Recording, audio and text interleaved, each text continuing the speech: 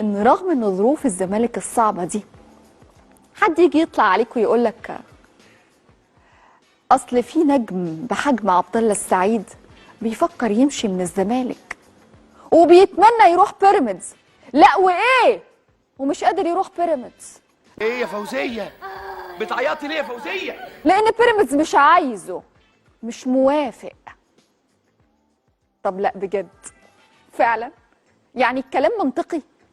كلام تحس كده ان الخيال واسع شويتين وبعدين يوديك انك تضحك حبتين.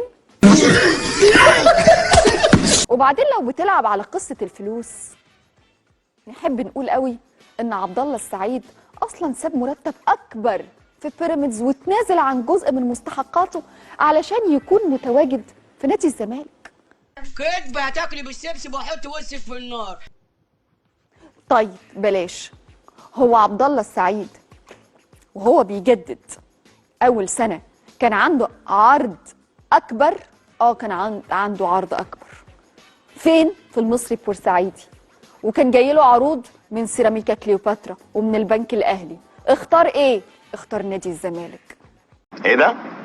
اصل الكلام سهل لكن الرد هتلاقيه صعب قوي لانه ما بيطلعش الا بحسابات. مش بنطلع نتكلم علشان ناخد الترند او نعلي نسبة المشاهدة او ما عندناش موضوع نتكلم فيه النهاردة فنتكلم عن نادي الزمالك. ايه يا شيخة؟ ايه بقى يا شيخة؟ او نصدر ازمة. ما هو يلا مع الموجة. هو من حق اي اعلامي يتكلم على فكرة براحته، واحنا عارفين ان الزمالك واخباره هي اللي بتخلي اي برنامج ينجح برضه. لكن لما اتكلم بناء على منطق وعلى عقل وعلى معلومه. عبد الله اذكى بكتير من اللي حضرتك بتقوله. يخرب بيتك جسمي شال منها اللي عليها جامد يا سعاد. لكن احنا بنقول لكم ان اي لاعب يتم اقتران اسمه بالزمالك هو الكسبان وهياخد نجوميه. وعلى فكره النجوميه دي ما يحلمش ابدا بيها. واللي هيخرج هو الخسران. يا ريت تركزوا مع أندية تانية والله هتلاقوا مشاكل لا تعد.